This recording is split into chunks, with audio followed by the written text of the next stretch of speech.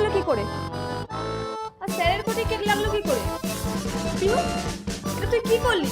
ওনার কেকটা নষ্ট করে দিলি?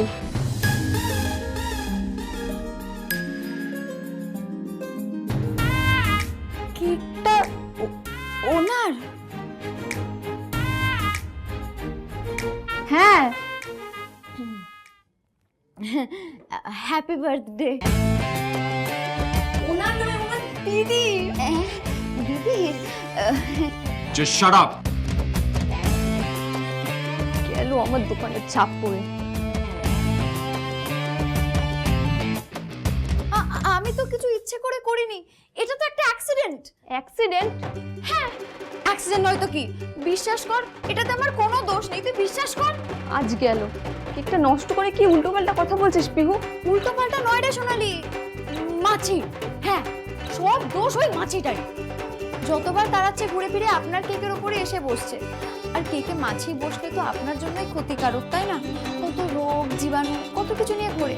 আমি তো আপনার হাইজিনের কথা ভেবেই। এই সোনালি, তুই তো আমাকে বললি বল কেকটার খেয়াল রাখতে। আমি তো শুধু নিজের দায়িত্ব পালন করছিলাম। তুই তুই বল না ওনাকে। আচ্ছা বেশ, আর রাগ করে থাকতে হবে না, আমি সরি বলছি। কোথায় যাচ্ছে? আমার কেকটা এক্ষুনি হ্যান্ড ওভার করুন, রাইট নাও। আরে আজব লোক তো।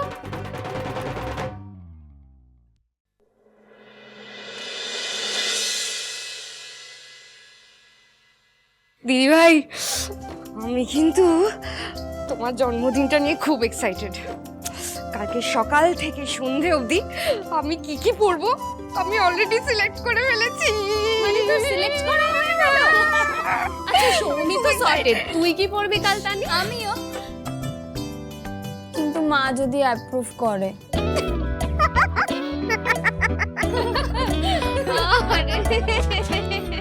আচ্ছা দিদি ভাই শোনো না, বলছি ব্যাম্বি কিন্তু তোমার জন্য খুব একটা স্পেশাল গিফট তৈরি করেছে।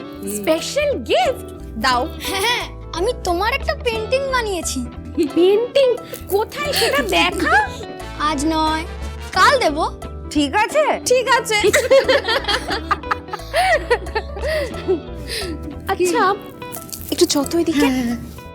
দাও হেল্প করছি। তুই একটু সর, আমি নিয়ে যাই। কাকিমণি? হ্যাঁ বল। ঋত্বিককে তো দেখছি না, ও আসেনি। আর বলিস না, মাঝ রাস্তায় তো আমাদের গাড়িটা খারাপ হয়ে গেছিল। এ বাবা, সে কি? তারপর? তারপর আর কি, বেচারা ঋত্বিক মেকানিক ডেকে গাড়ি সারিয়ে নিয়ে আসছে। দেখেছো কাণ্ড? পাহাড়ি রাস্তায় এভাবে বেচারা এখন কি করবে ঋত্বিক? বেচারা ঋত্বিক নয় রুষা, বেচারা হচ্ছে গাড়িটা। কেন? এই 3 দিনের ট্যুরে মানবিকার শাড়ি আর গয়নার ওজন এতটাই হয়েছে, গাড়ি বেচারা সেই ভার সহ্য করতে না পেরে ব্রেকডাউন করে দিয়েছে। এই, তুমি আবার শুরু করলে?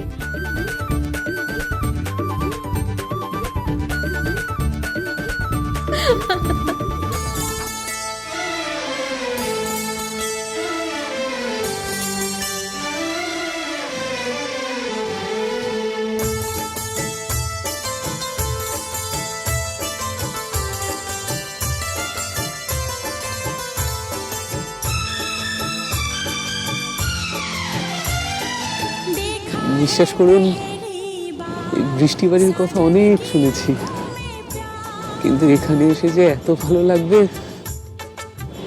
ভাবতে পারিনি। ও অনুষ্কা দি, গাড়িটা কোথায়? চলো আমাকে নিয়ে চলো সেখানে, গাড়িটা সারিয়ে দিই।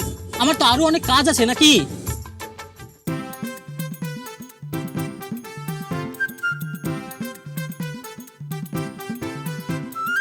আপনি বৃষ্টি বাড়িতে প্রথম এলেন বুঝি?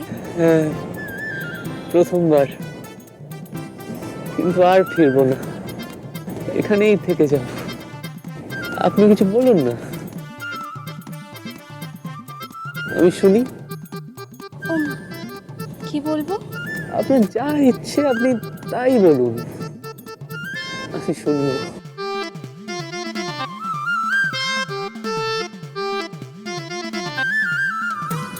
পাহাড়ের কোলে উড়ন্ত মেঘেদের লুপে নিয়ে বৃষ্টি করে ছড়িয়ে দেওয়া এই বৃষ্টি বাড়ির বাতাসে প্রেম আছে।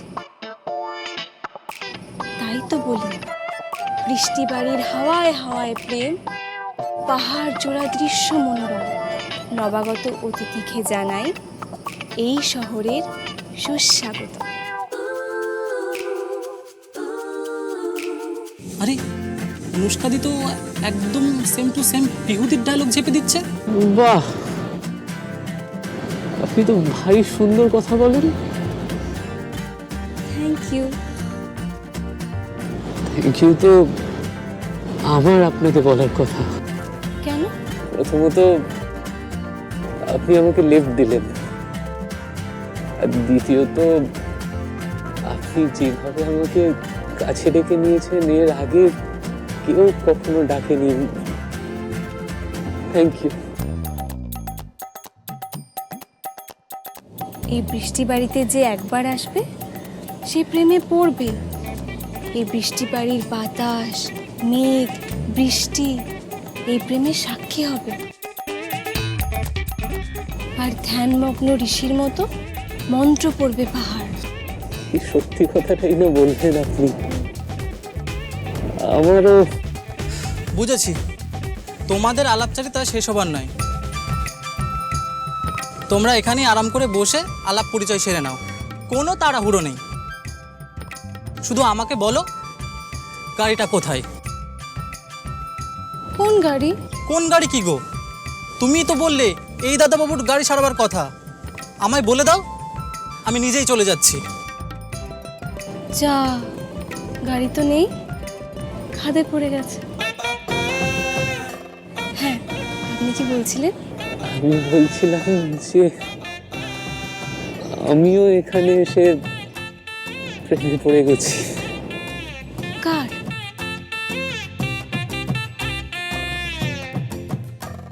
দেখছেন তো স্যার, এই কেকটা নষ্ট হয়ে গেছে। নতুন কেক এত তাড়াতাড়ি ডেলিভারি দেবো কি করে? আমাদের এত ছোট বেকারি, একদিন এত বড় কেক বানানো সম্ভব নয়। That's not my problem. আমি টাকা দিয়েছি, জিনিস নেবই। আরে মশাই, টাকা দিলেই কি সব হয় নাকি? আপনি একটা সাধারণ জিনিস বুঝতে পারছেন না? এই ভুলটা তো আপনার হাতেও হতে পারতো নাকি? আপনি তো আর ভগবান নন। বিহু, তুই কি বলছিস? একটু থাম 7 প্লিজ। PM তার মধ্যে টাকা দেওয়ার পরেও যদি আমি জিনিস না পাই, আমি কিন্তু লিগ্যাল স্টেপ। এই যে দোষটা তো আমি করেছি, আপনি ওকে বলছেন কেন? আপনাকে চিনতে আমার একদম বাকি নেই। হ্যাঁ, আপনি শক্তের ভক্ত, নরমের জম। আচ্ছা, এত অহংকার কিসের বলুন তো আপনার? আরে কথায় কথায় লিগ্যাল স্টেপ নেওয়ার ভয় কাকে দেখান আপনি? ভুলে গেলেন একটু আগে কেমন কয়েদিদের জামা পরে বাড়ি ফিরতে হয়েছিল? শুনুন মিস্টার ঋষি সেন, আপনি কোহিনূর রাজবাড়ি কিনে নিয়েছেন ঠিক কথা, আমার মাথা কিনে নেননি। হ্যাঁ, কোনে বউয়ের মতো মুখ ফিরে থাকবেন না। সাহস থাকে তো পিহু মিত্রের চোখে চোখ রেখে কথা বলুন। চালিয়ে যা বিহু, চালিয়ে যা, নয়তো মাথায় চেপে বসবে। সর্বনাশ, এই সেই পিওর ফর্সা হনুমান। কি সাহস নেই তো তাকানোর? আমি তো জানতাম আপনাদের মতো রক্তচোষা বাদুরদের স্বভাব পেছন থেকে অ্যাটাক করা। মুখোমুখি তাকানোর ক্ষমতা নেই তো? ভিতর ডিম পাকা শিম। বাবা, চোখ তো নয় আগুনের গোলা। আপনার লজ্জা লাগে না? না না, বিলিতি বাঁদরের সামনে লজ্জা কিসের?